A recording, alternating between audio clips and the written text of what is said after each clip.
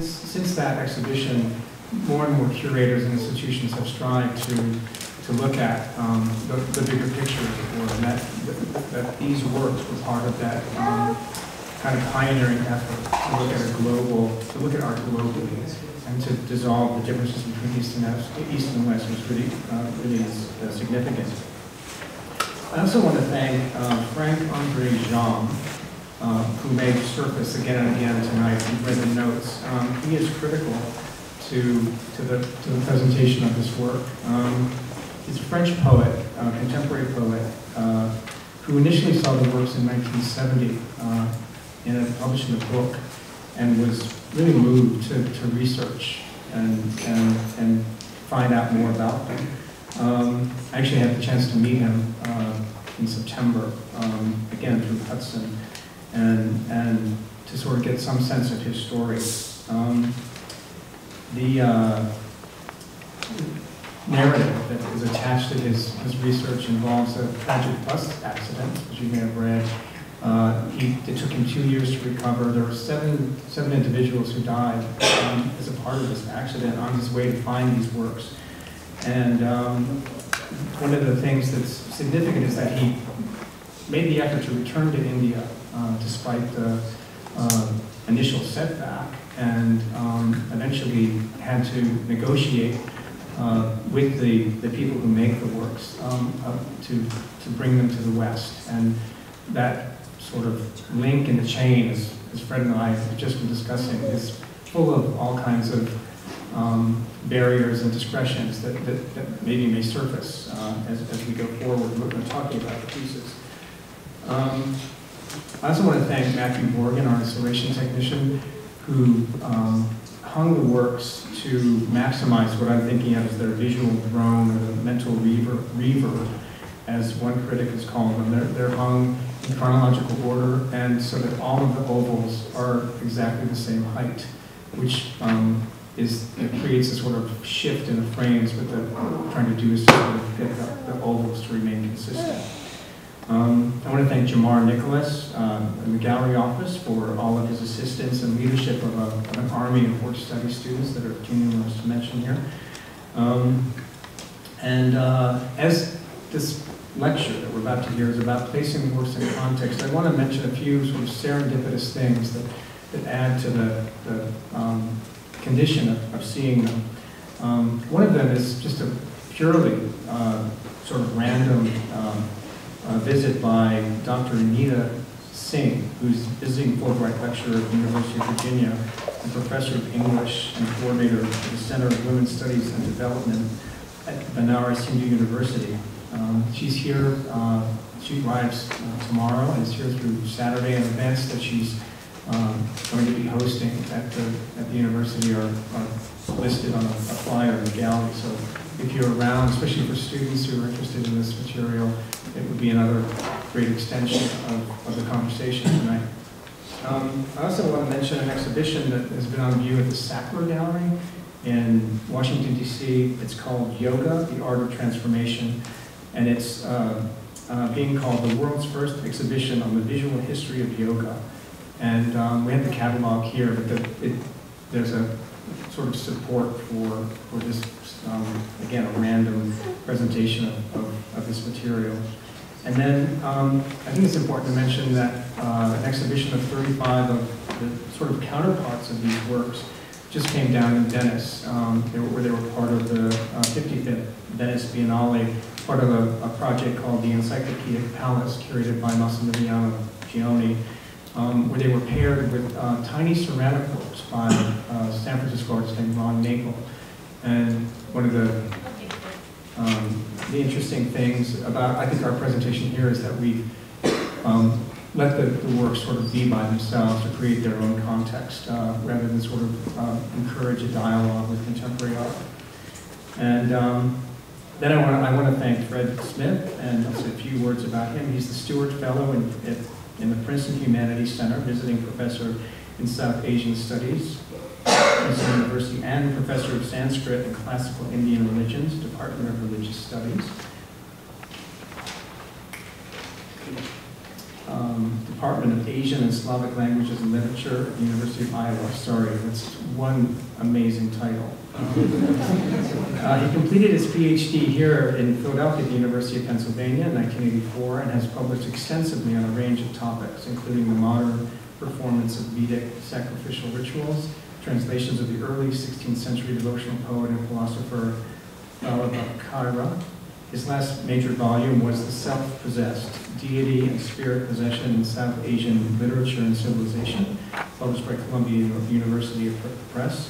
He is currently completing a translation from Sanskrit of the final books of the Indian national epic, the Mahabharata, and for publication by the University of Chicago Press, after which he will commence a history of the Vedas for Cambridge University Press. So we're very lucky to have him here. Please join me in welcoming Frederick Smith.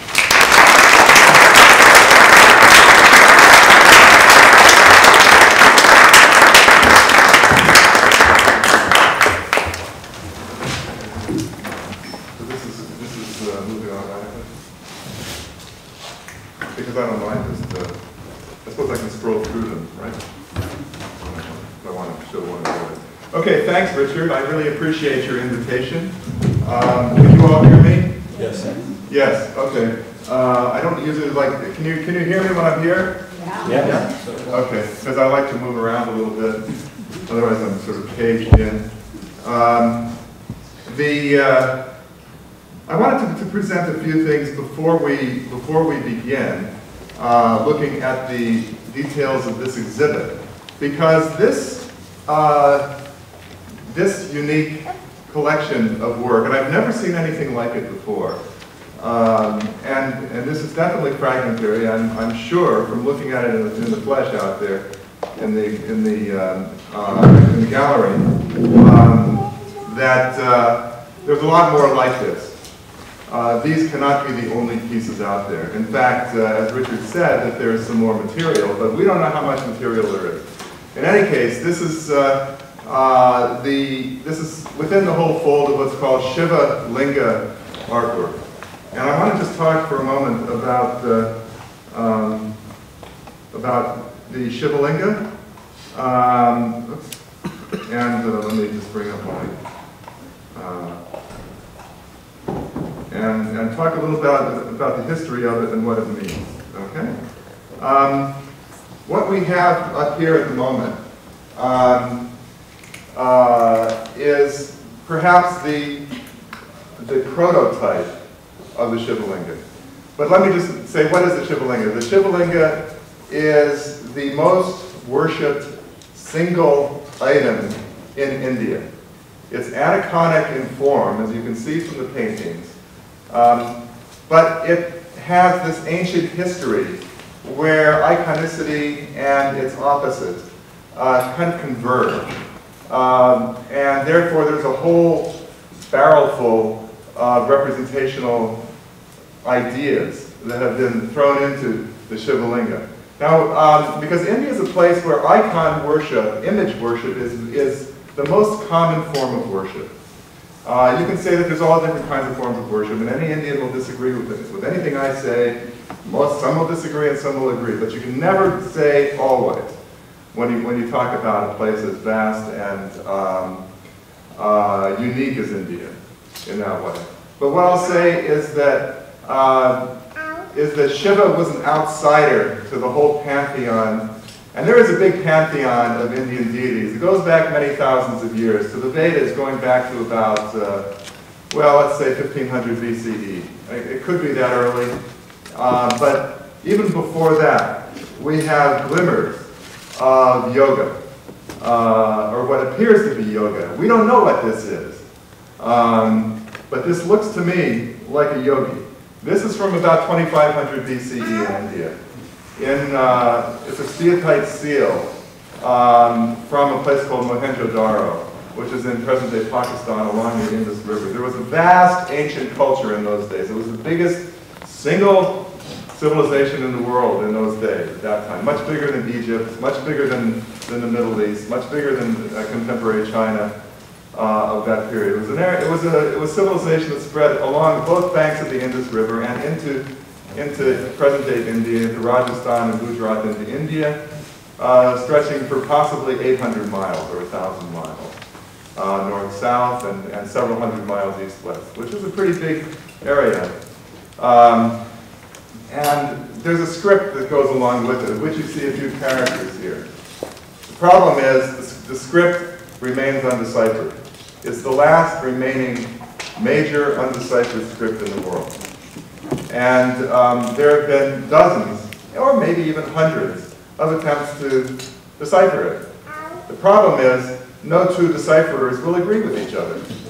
And under the circumstances, we cannot really confidently say that it's been deciphered. I always tell my students that if you want to really do something with your life that's challenging, decipher the Indus Valley script. There you go. I mean, there's some real problems with it. I don't need to get into that, but if you want to ask later, I can tell you what they are.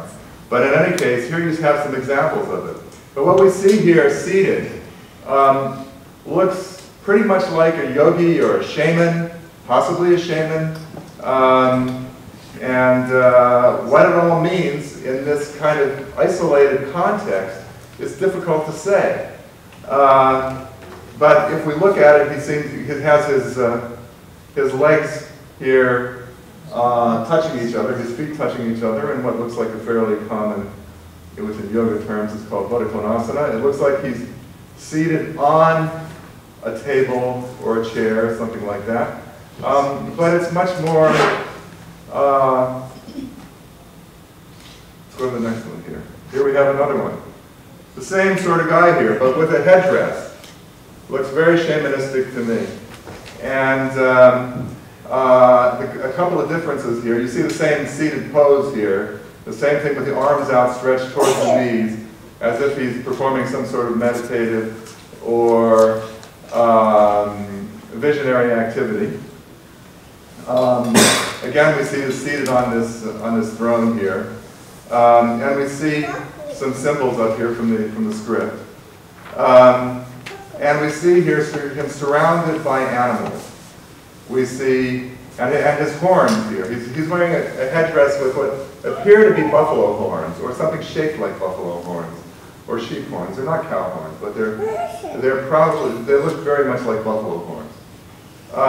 Although the buffalo horns are pretty heavy, but then shamans can hold very heavy things on their head. The Dalai Lama's own court shaman is able to dress with a headdress of 125 pounds and still run around and give all sorts of oracular statements. So when you're in that kind of a state, then you can hold heavy things on your head, I suppose. But we see here what look like tiger, elephant, rhinoceros. The most commonly represented animal in this civilization was what seems to be unicorn, although it may be just that it's the side of the animal and there's two horns on it. In any case, this is the reason I'm tying this in with Shiva is because there's a lot of what they call, the people who follow Shiva are called Shaivas or Shaivites. That there's a lot of Shaiva or Shaivite occurrences in Indian mythology, in Indian history, that easily ties this in with it. We can't say for sure that this was Shiva, that these people at that time, 2,500 years ago, or sorry, 3,500 years ago. Is that it? 35? No, 45. What? 2,000. 4,000 years ago to 4,500 years ago. We can't say that these people were Shaivas or had Shiva lingas like that. But what we can say is that there's a lot of continuities that we can visually see from these Indus Valley seals that seem to have drifted towards worship of Shiva in later time. Now, the earliest literary mention of Shiva was in the earliest, well, sort of, we can say, more or less, was in the earliest text that we have in India called the Rig Veda, which was composed by a number of families, and they were poems that were very beautiful, very elaborate, very deeply, technically perfect poems with all sorts of complicated meters in them. They were oral poems. They weren't written, they were oral. And it was an oral literature that was committed to memory and it's still transmitted almost entirely by memory, and it's been transmitted, and there's this brute force system of memory that has been used for at least 3,500 years in India to retain the absolute, perfection of the transmission of these early poems. And I would say that among probably the middle level, let's call it 1200, 1300 BCE, we have mention of a deity called Rudra, R-U-D-R-A, Rudra. And this deity is mentioned in several places in this Rig Veda, which has about 1,028 hymns over about 10,000 verses. And the whole Rig Veda was compiled in around 1,900, 1,000 BCE from all these families, and historians and linguists have been able to kind of decipher different linguistic layers to take the earliest parts back to 1,500 BCE or so, and the latest parts to probably about 1,000. So it was a composition over about 500 years. So at that time, we had mention of a deity called Rudra. The Rig Veda is full of mention of all kinds of deities, and the succeeding Vedic literature as well. And Rudra literally means the one who cries, the crier. What does that mean? And he's depicted in the sparse places where he's mentioned in the Rig Veda as being wild, as living in the jungles, living way out deep in the forests, this deity, and has animals, surrounded with animals. And later, this name, Rudra, was taken over by Shiva. And not too much later at that, but by the middle of probably by the middle of the first millennium BCE. The problem with any of these identifications is that the literary record is confined to the lineages that transmitted these Vedic texts. So by the time we had this bursting forth of Indian literature composed, written down on paper, because this script, the Indus Valley script, was lost after about 1800 BCE, 1800, 1750, like that. We don't know exactly the causes for the collapse of that civilization. We suspect that it was due to either tectonic upheavals along the Indus River that changed the course of the river and caused the collapse of these big cities, and there was no longer any reason for there to have big cities, so the people just scattered out to the countryside. That's one possibility. But it looks like there might have also been some kind of either an invasion or some kinds of epidemics that led to a lot of deaths, because it looks like people were kind of dead in the streets in the archaeological surveys. So it could have been an epidemic. It doesn't look like they were killed, but they could have been. In any case, so the civilization collapsed around 1750, 1800 BCE, and so the written language then was kind of terminated, and we still don't know it. But so there was no written language in India again until about maybe 400, 500 BCE. And by that time, all these Vedic traditions were already transmitted fully by memory. But this was only, India is a big country, and this was only reflecting a certain, a few strata of the population in North India, in far North India.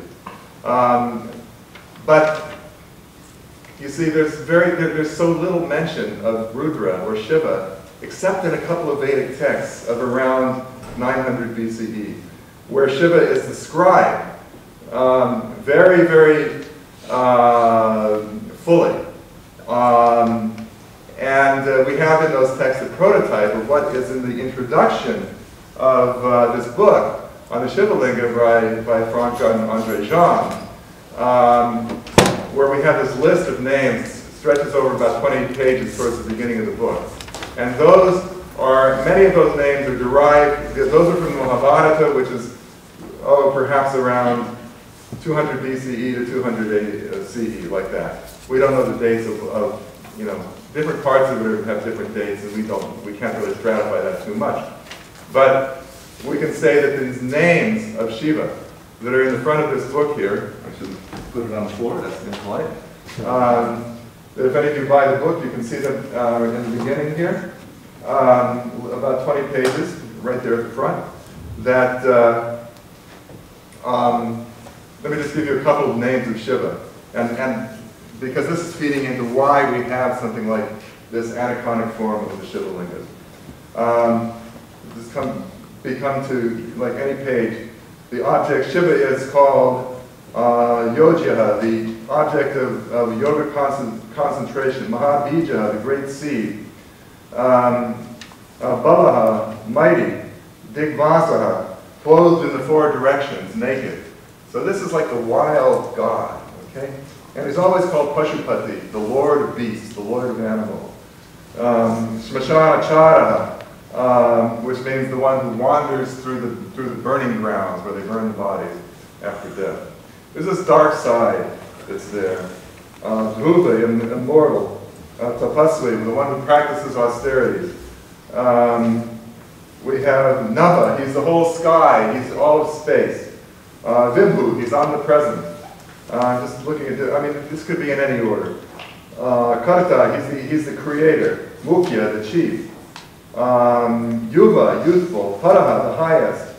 Antaratma, the inner self. He's the Kavi, the poet, the one who composes the Vedas. He's the Yajna, he's the sacrifice. He's Kali, he's time. He's Kapila, which probably means, yeah, I think this translation here is wrong. I think Kapila here means he's red in color. He's Dhata, the sustainer. Purana, he's ancient. So you can go on and on and on. There's 1,000 names here of this deity Shiva. So we have Shiva being everything from material form of all kinds to this kind of edge to him, dark edge to him. And then we have, he's also space, he's time, he's a creation, he's a destruction. And some of this I'll show you how that plays out a little bit in what I see in these slides here. But let me just, is this the one here? Yeah. Here's another very well-known image of Shiva, which I'm showing here because it has that circular shape to it, which we see in the Shiva lingas and what we see in these representations here in John's collection. So this is called the dancing Shiva, the Shiva Nataraja, and this is a fairly well-known image. Have any of you ever seen this before? A few of you have. Many of you have. Yeah. And this is, you can find really cheap ones like this sold at hotels in India for like, $25, or probably costing like $10 to make, and they sell it to you for $200, like that. But they do have some really beautiful pieces in some old, in some parts of India. I can name them for you if you want, any questions. But this is, what does this depict? This depicts what? What is the first thing you see? Anybody? What does this look like to you? Dancing. Hmm? Dancing. Dancing. And what's the, if you look at the image, what do you see on it? Fires. Snakes. Snakes. Okay, what I see in it is balance. Okay? And this is a perfectly balanced pose, as it's supposed to be.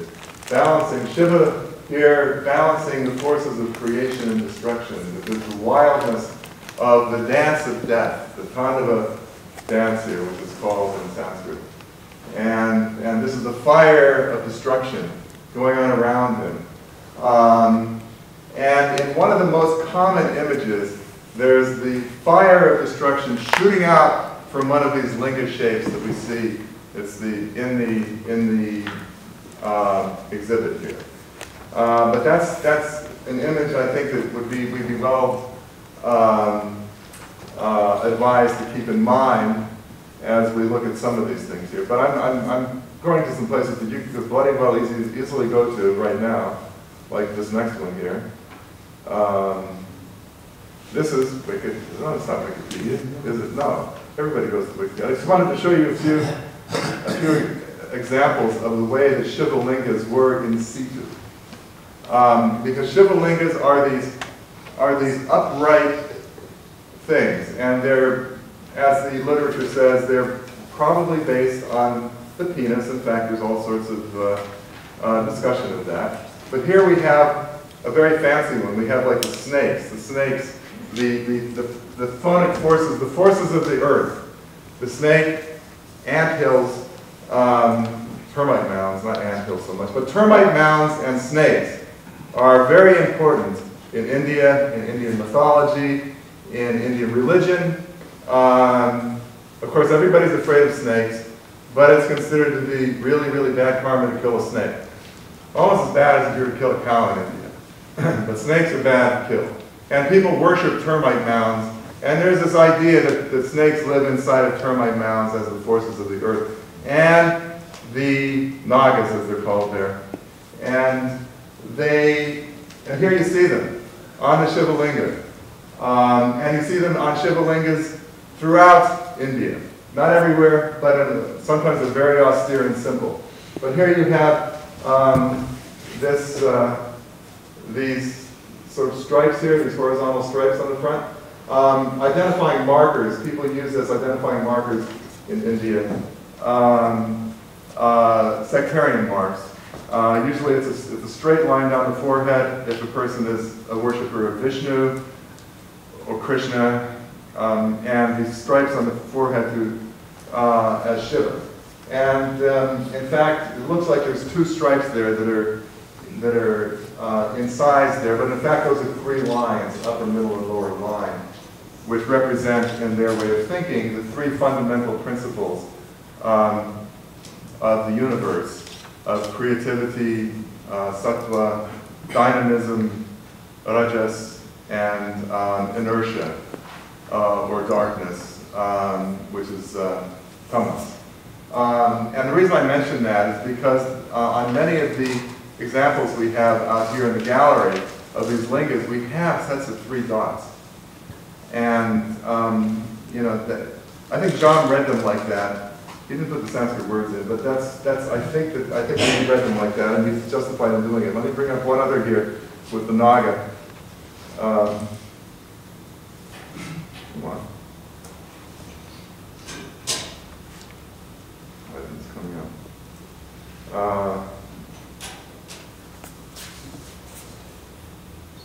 Oh, wrong one. How'd that happen? Okay, well anyway, this is valuable because it shows you the kind of parts of it. There's basically three parts to a Shiva linga. There's the base, and there's the upright part. There's this bottom base here. There's this trough here, and then there's the upright linga. So you can see very easily the sexual side of it, the sexual image, and you can see why. Now all cultures, at least in the Indo-European world, from Ireland to Sri Lanka, we're conservative in certain cultural ways. And sexuality is, after all, always more or less a private business.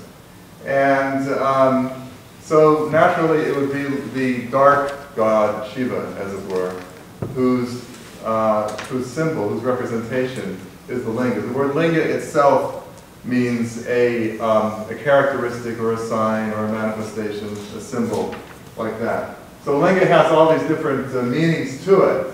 So the bottom, as it says here, is considered to be Brahma, the creator, the one closest to the earth, the source of creation, the source of fructification, the source of fertility. And here we have Vishnu here, the preserver. Up here, we have creation, preservation, and destruction. And Indian religion, in many ways, operates with this triad. There's a lot of triads they operate on, but this is one of them. And Shiva is more or less, as it says here, destroyer. So we have here creation, preservation, and destruction. But we have the erect linga, the erect penis here. One of the words for penis, there's a lot of words for it in Sanskrit, and one of them is linga. So we see that here in its described in this slide here. We have over here, we have the Srishti, or evolution, Sthiti, existence, and Samhata, involution, the world turning back in on itself. And here we have the creator, Brahma, Vishnu, the preserver, and here's Shiva, the destroyer. So we have this is, I did want to show this one, so I'm glad we got it here. And these are the three parts of the linga, however you want to look at it, through evolution, existence. Let's not even say evolution, let's say creation. Srishti, yeah, we could say movement because there's a sense of movement here. Evolution, existence, and involution. So, and these Shiva lingas, here's a very simple one. Simple, if not big, although this is, here, let's go to this one here. Come on. This isn't getting any bigger, but what you can over there where it says view image. Oh. Well, forget that one. Go back.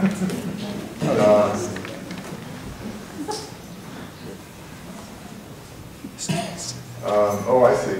My internet. Down. Anyway, let's. All right. I'll come back. But let me just. I guess I think the easiest thing, instead of to waste time trying to read it, is just to scroll down this, and you can see some of them here. And here, look at the top. We have these paintings, our own exhibit, right under Google Images on the Shiva linga. A more classic Shiva linga would be this one over here that I have the cursor on. Let me see if this comes up. Yeah, okay, good. Come on. You're supposed to go to the right, where Go it to the says right. view images. Oh, View image. oh, you all in Yeah. this one Yeah. here. Hold on. Under the word Shiva linga. Oh, this one's you all. Yes. Right. Okay. Yeah. Anyway. All right. Try it again. You all in. Barriers. All right, there's some barriers here. All right, let's go back to it and just take a look at it as best we can here. This one here, this is very classic. It's very simple. It's very austere.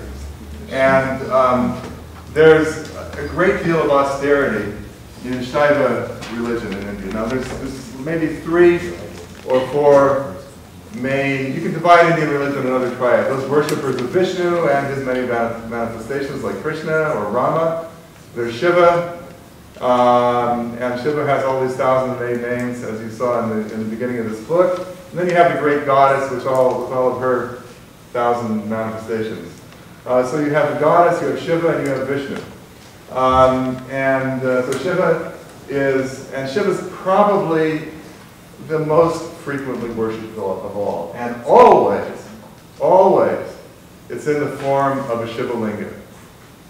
There may be a face coming out of the Shiva linga, or there may be 4 faces on all sides of the Shiva linga. I was going to show a little. Let me see if I can get to my. Let me just. Pardon? The internet's not on. The internet's not on? No. Oh, it's okay. Maybe it doesn't matter what I'm going to do next, though. Let's go to my own document here. Where is that now? Let's go here.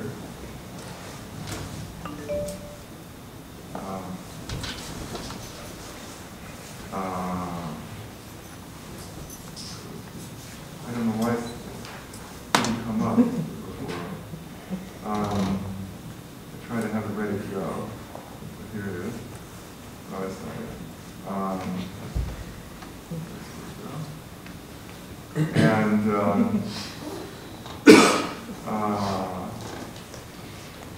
here we go. It's PowerPoint. I think this should come up. It's a very brief PowerPoint, but I just wanted to show you a few examples. Come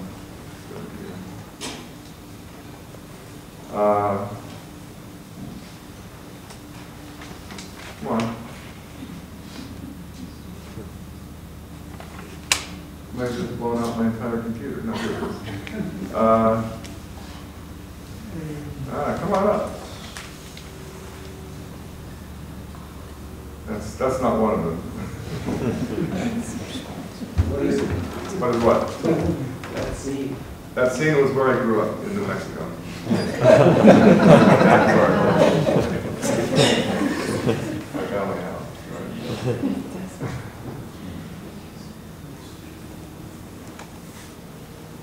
Why didn't it come on? Yeah, should be a barrier to it, right?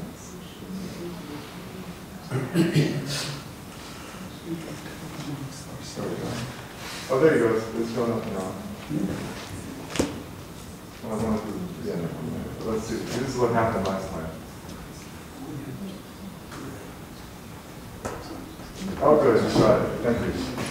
Everybody who's doing anything technical is a genius because I'm like totally challenged. There's a few things I wanted to show you here that may be prototypes. You see like the column here. And as I say, are signals of authority, cosmic axes, measuring rods, symbols of cosmogony, and columns of light. All pillars have long held an esteemed position in the geocultural landscape of validation. Right? And what we have on the left is a Ashokan pillar, Vaishali in Bihar, 3rd century BC. Ashoka was a great king in India in the Buddhist. He was the first great Buddhist king in India. And it was due to him that Buddhism spread throughout the world. He converted to Buddhism and he sent emissaries all over, and among other things building pillars and various very, very far pillars and rocks with their inscriptions. And then he sent groups of learned people around to explain to people what they were inscribing on the rocks and on the pillars. And this notion of a cosmic axis, axial symbols were throughout India. You can see them in the Vedic sacrificial rituals going back to the 12th, 15th centuries BCE. So you see the notion of the separation of the heaven and the earth. This was the idea of the whole creation stories in India. Most of it had to do with separation of heaven and earth. For example, in the Rig Veda itself, in one of the earliest parts of it, you see the great god Indra, who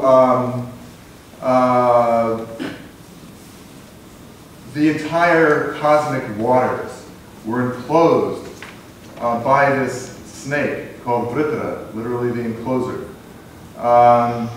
And so Indra drank 3 vats of soma, an intoxicating ritual beverage. And he took his mace and he whacked this serpent upside the head and killed this serpent and freed the cosmic waters, separating the heaven and earth. And that's just one of a dozen stories that you can find in the Vedas about the separation of the cosmic, of the heaven and the earth, the heavenly world, the mid-region, and the earthly plane. There's no hell world. There's only the earth world, mid-region, and the Antariksha and the Swargaloka, the heavenly world, the world of light, as it's called. The world of light, the mid-region, and the earth. Those are the 3 regions. And everything from Ashoka's pillar to what was called the Yupa, the Vedic sacrificial pillar, to the Shiva Linga, which again has that pillar shape to it, and the whole notion of the penis and fructification and fertility, they all kind of go together in a mythological sequence there. And here we have here at Purukutta in Tamil Nadu, these probably are at least, I would say, 800 years old. These are undated. Let's go to the next one here. Here we have much clearer. Anyway, top here we have, I don't know if you can make out this over here, but it looks like a penis shape here. Do you see that? Mm-hmm. It looks sort of like a mushroom or a tree also, but that's what it's supposed to be.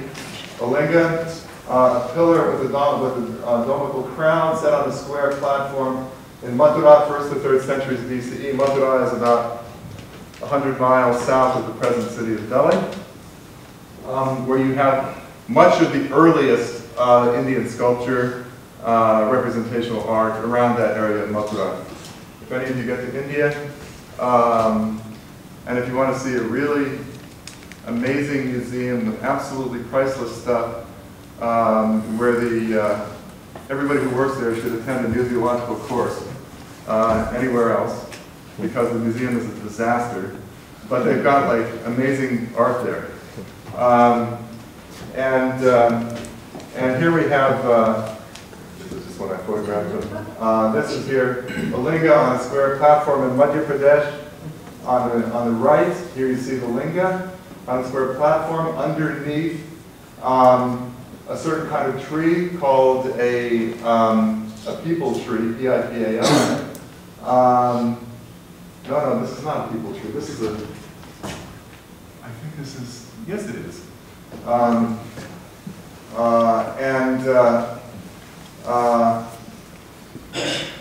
These are sacred trees all over North India. You see them all with certain religious art around them or painted onto them. And you see this very austere symbol below. Now, you got to remember that India has a lot of really, really lavish forms of worship. And the worship of the Shiva Linga can be very lavish, as we maybe saw a little bit earlier. But let me just move forward here to some more. What's going on here? We see the Panchamukha Shiva Linga here. This is 9th century. Panchamukha means 5-faced. So we have the pillar, we have faces on 4 sides of it, and another one like on four sides of it, and then one below. So we have this Panchamukha, these 5-faced Shiva Linga in the 9th century. You take a look at the kind of not very friendly looking face there. And here the next one. This is one of the more famous of the Shiva Lingas in India. This is really enormous. It's difficult for me to tell you how big this is. It's probably, probably 20 feet high, 25 feet high. This is in a place called Elephanta, of course the Sadashiva, the eternal Shiva. Elephanta is in the bay off Bombay or Mumbai. You take a boat to get out there from this famous hotel called the Taj Hotel, and from the dock there, you go out to this place, Elephanta. Anybody who goes to India, except during the monsoon, this place is open, and it's quite a spectacular place. So here you see, again, this is like the 4-face Shiva, 1, 2, 3, and there's one on the back that you don't see. Oops, what happened there? Did I go forward without knowing it? Apparently I did. So we have here this 4-face, enormous 4-face Shiva, and on the 2 flanks you'll have different kinds of apsarasas or protective deities. And here we have the pathway to the main Shiva Linga within Elephanta as well. So you have the big Shiva on the doorway, the 4-face Shiva on the doorway. And then deep inside this cave, you have this Shiva Linga in its very austere form. And here we have, this is from South India, from Tamil Nadu, and look at this. I mean, here we have, it looks like a little boy embracing a rather disproportionate looking penis here, which in fact I suppose it must be in some way. The young Markandeya, a certain sage, in Tanjore. Tanjore, there's a lot of amazing art and sculpture in Tanjore, which is about many hours. Chennai is here, Madras, and then you have to go a little bit southwest, a little bit west and way south to get to Tanjore. It's an absolutely spectacular place for art. And here we have Lingodbhava Darasanam in Tamil Nadu as well. I can't get any closer. Anyway, that's pretty good. There's a lot of, because Shiva is sort of the lord of destruction. You find a lot of imagery, especially in South India, of Shivas who become increasingly emaciated, where the genitalia become become increasingly pronounced as the body begins to wither. And they have certain ritual manuals about that as well. This, I think, is my last slide here of this. This is from Rajasthan on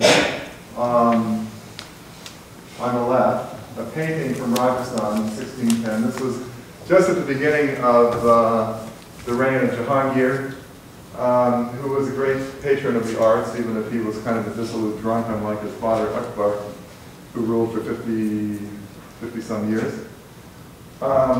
And yet he had this art going there. And here we have, now note this one on the right.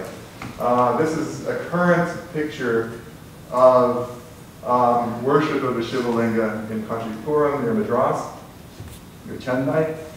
And what he's doing, the way people will worship lingas is to wash them, pour things over them. Remember we had that threefold design of the base, what I call the trough? What people would pour on it would fill into the trough. The trough always faces south, so that it empties off into the southern direction. And so it could be water, it could be milk. Those are the most common things. First you bathe the linga in milk, then in water. This is a way of like cleaning the image. But they also use all kinds of other things. At major abhisheka ceremonies, as they call them, or consecration ceremonies, they'll wash the Shiva Linga in 10 different items, 20 different items. They'll use ghee and yogurt and milk and saffron paste and turmeric paste and more water and more milk and more water, like that. And it could go on for many, many hours while the linga is being transformed and bathed in many different forms. This is part of the notion of the Shiva Linga as being aniconic, as it being representational, as being all-inclusive. Okay? Let's go back to our exhibit here. Let's go back to, actually, where do let's go back here. Yeah, this was one I wanted to show. I'll go out to there. Let me go to here. Yes. I wanted to turn, because it's already probably 7:30, I don't have a watch in front, it's 7:33. I should go directly to our exhibit here. Now, how many of you have not seen the exhibit out in the gallery? Many of you have not. Okay. Most of you have not. Well, I don't have the whole thing to go around, but I think that the way it's been laid out in the gallery is really quite good. It's been laid out chronologically. And whoops, stop, go back.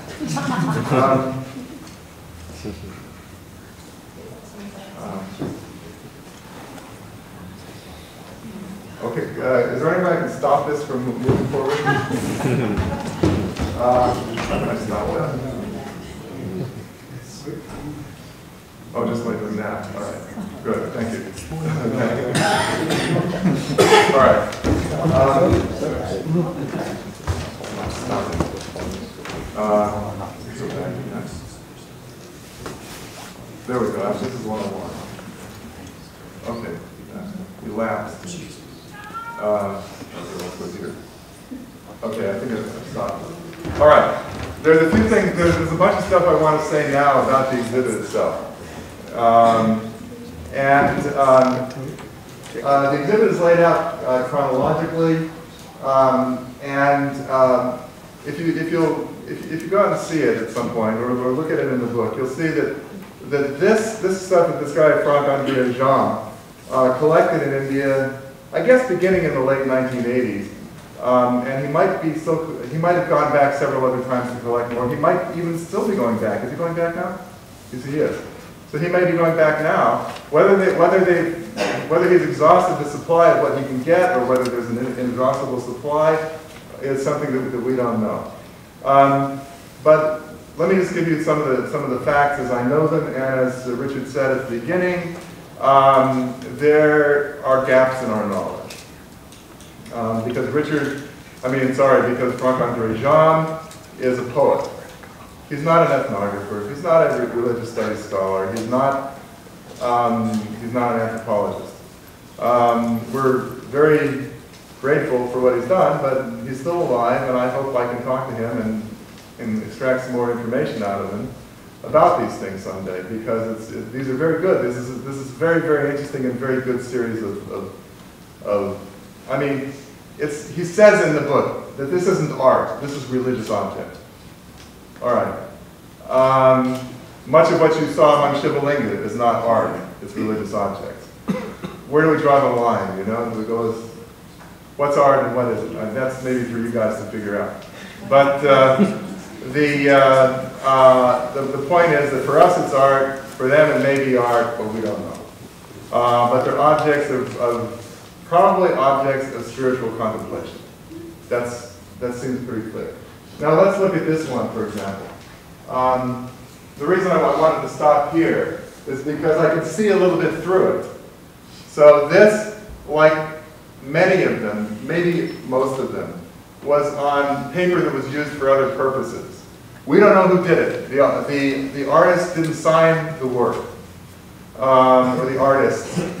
I would say, how many are there out there? 35 pieces. My suspicion is that many of them are by the same artist. Most of them, maybe. Because the earliest one here, 1970, and the earliest one that Jean has was, or he saw, was maybe 1964. And these are supposedly after earlier prototypes. But I haven't seen any earlier prototypes. So whether they were or not is something that remains unresolved in my view. In any case, the inspiration was clearly as part of a religious or spiritual or meditative project. And there's all kinds of different sects in Rajasthan, and sects of Shiva worshippers, and sects of tantrikas, or people for whom religion and power and meditation and transformation were active parts of their religious practices. And the reason I wanted to stop here is because you can see through it. So I was able, with the help of a mirror, to look at a couple of these and to see, because I can read this stuff. But it's backwards. It's through paper, and it's some of it is backwards, and some of it was turned around, I think, in his own depiction. So what I think here is that many of these did come from probably discarded scriptural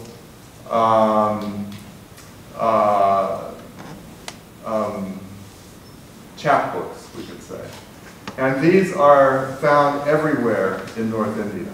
In fact, everywhere in India. Now, this paper is not particularly old. It was probably mid-20th century, because some of it looks like it was high acid and some looks like it wasn't such high acid paper to me. And really, you only have high acid paper in India beginning in the 20th century. So I think that these scriptures on which he's writing on the back of them is not particularly old, maybe 100 years at the most. And I can make out little bits and pieces of them. So I think that whoever it was probably part of, this is my speculations, mind you, was probably from some priestly family, and through whom certain meditative practices were transmitted by his teacher or his father. So there's a lineage, and India is filled with thousands of religious and spiritual lineages. A word like Hinduism means nothing. The reason we have this word Hinduism is because when the Brits came over to India and they were confused by like goddesses with 12 arms and Shiva lingas and all that stuff, they just decided that everybody who didn't do what they could recognize would be called a Hindu. This is how we have Hinduism.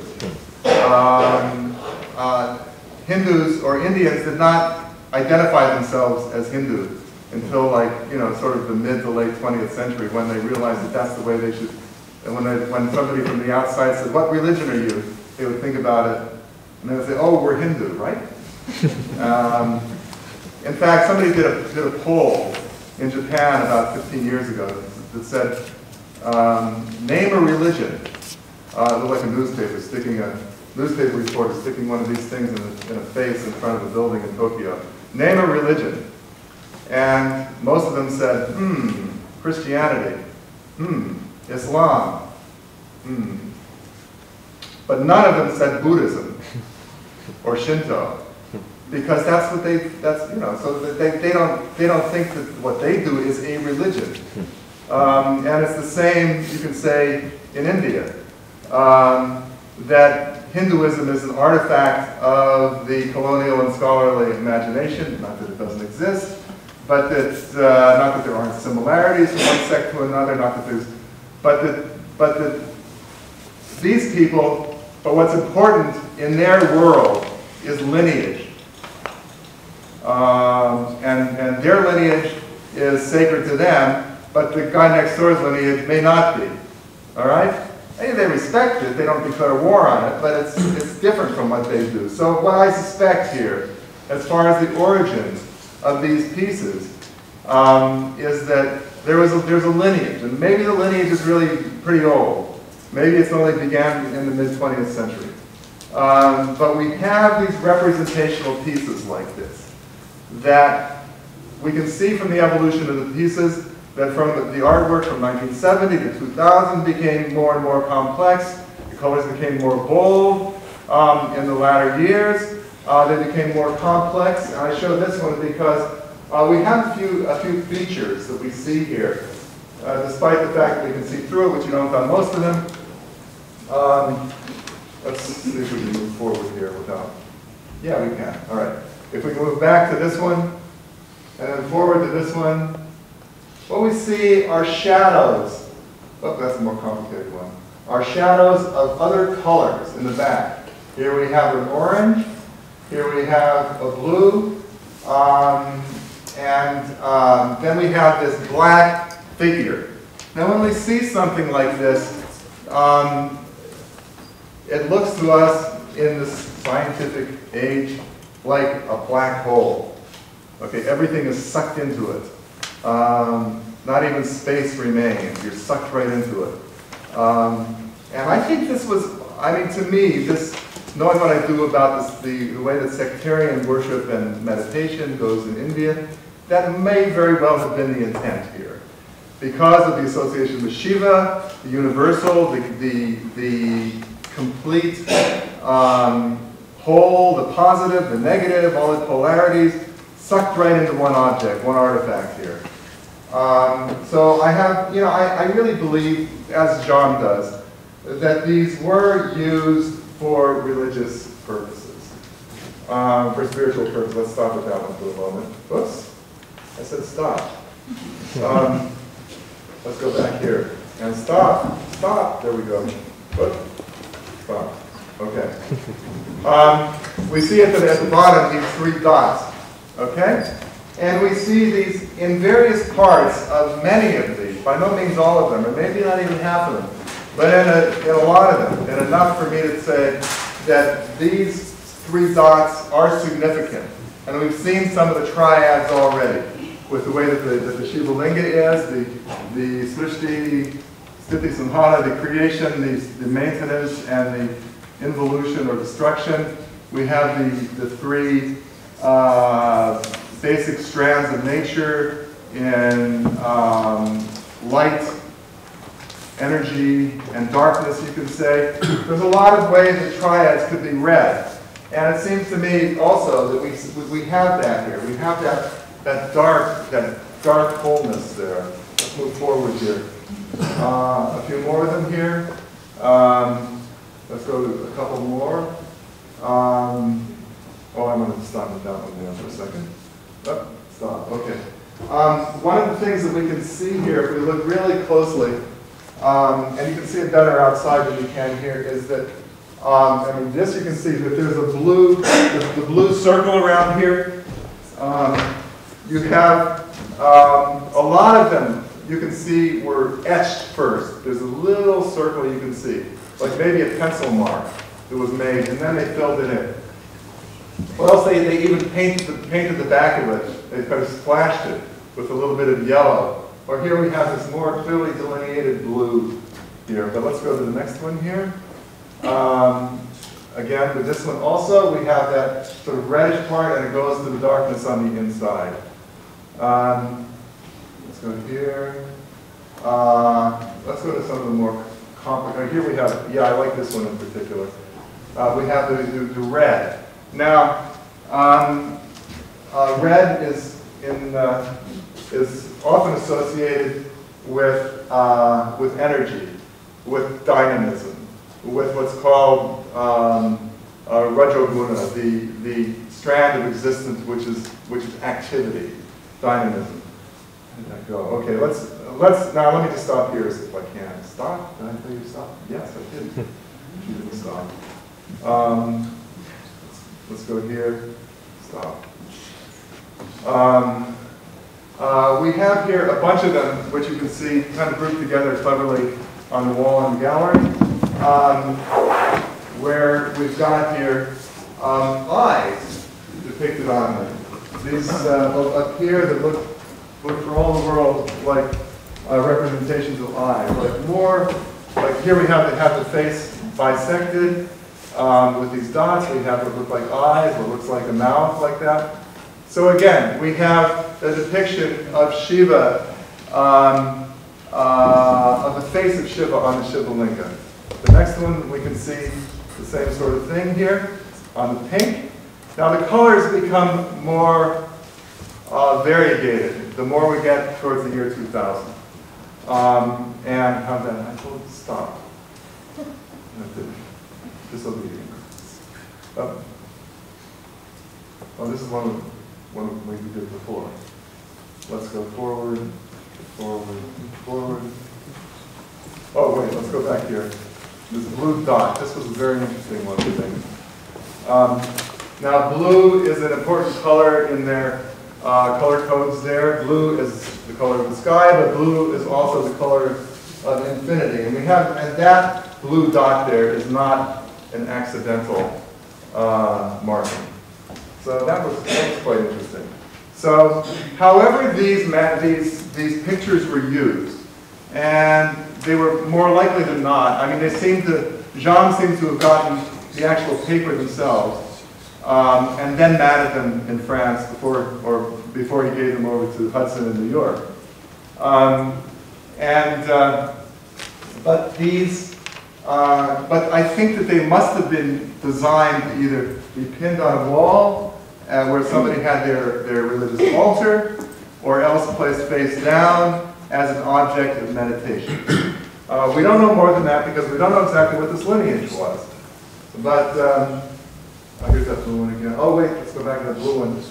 It's interesting. See, I think that this natural marking here above, the watermarks on the paper, the artist seemed to have said, oh, there's three natural spots there. Let's use this for a linga painting. So I think that even though the artist could not have created those marks, that he saw them and was opportunistic. Yeah. Just wonder, in terms of time, maybe we have time for one or two questions. Oh, okay, good. I think I've talked enough anyway. Okay, questions. The third premise, I think, is the Hamatsu. Pardon? One of the three premises is the Hamatsu, which is that all form is void. Okay. At least my sense is that these are to be filled by the viewer. Yeah, they're to be filled by the viewer, but they're not blank slates. I didn't say that. Yeah. One of the curious things about the installation is that you have the images under glass. When you stand in front of it, you are witness to your own self. It's a self-portrait in each and every case, which is an interesting quirk. Yeah, that's true. I mean, one puts into them what one is in a way. Yeah. What are the materials? What do they use to make that black mark? Or the blue mark? It looks like it's ink to me. Yeah. It looks like fairly careful. Yeah. Are they things where they, or if it looks like they were carefully. worshiping and touching, would it smear? No, I don't know when it's made. No, I'm not. It seems to be watercolor, doesn't it? Seem like that to you, Richard? Okay. It's interesting that the way these materials are described in the earlier book that we have in the gallery, they actually use gouache. They mention the material, and then in the later versions, it says like undisclosed material. So it's just to be more safe, I suppose. But, I mean, one thing that's interesting, and maybe it's worth mentioning, is that because the lingam can be doused with milk or other fluids, it's been suggested that a mirror be placed near drawings, and that the mirror itself be covered, so that and be washed or anointed. And because these are made on paper, so there's an awareness that these are sort of representations of the sculptural form and can be worshipped in the same way, but only in the reflection in the mirror. So you wouldn't, so someone would not touch? Oh no, this wouldn't be used as a, it's too fragile with paper. I mean, right, but yeah. I don't know how long they last. Well, they look like they're fairly perishable to me, which means that the artist or artists probably could produce them fairly readily. Yeah. Are you saying that they would view and go through the process through the mirror, looking at the image? There's some textual references to that. I mean, this had been done previously. There's a lot, there's a big history to this, about which I've actually written, about oracular performance through shiny objects like mirrors, a thumbnail, placing oil on a finger, various things like that. So I think that this reference that he was giving, and that Jean also gave, I think, to a mirror, using a mirror in order to worship something which is otherwise not worshipable, that's definitely for oracular purposes.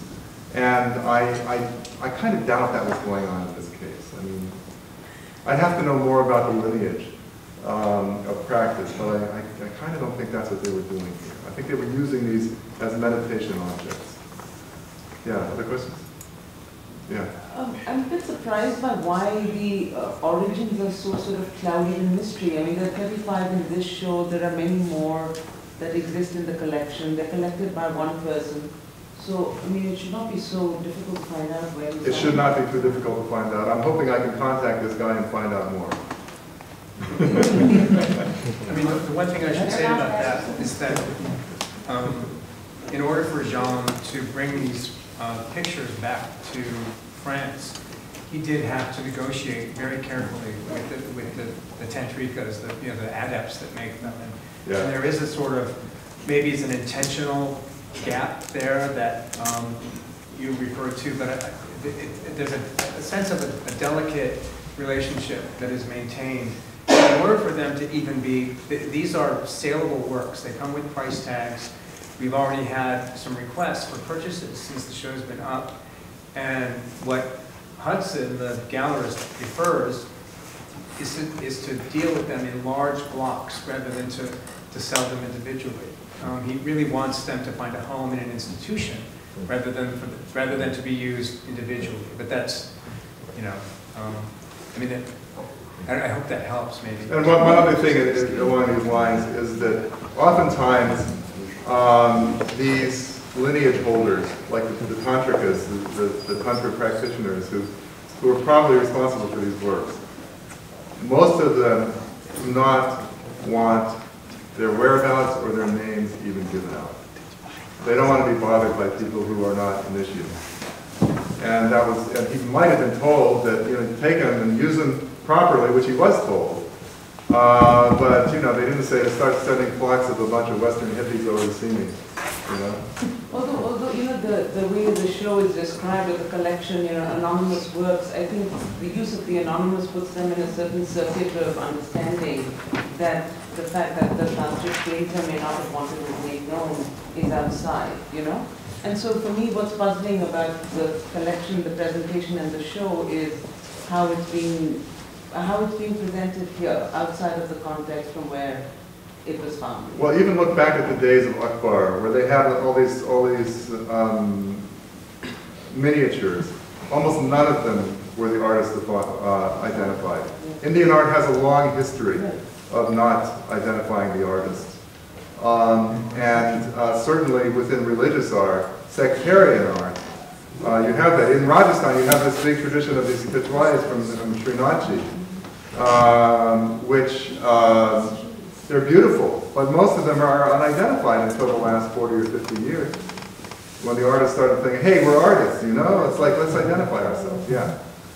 Most artists, as far as I can figure out, were on the untouchable class. Yes and no. It depends upon where they were in India. But they were cut off from identity in the way an upper class caste would be.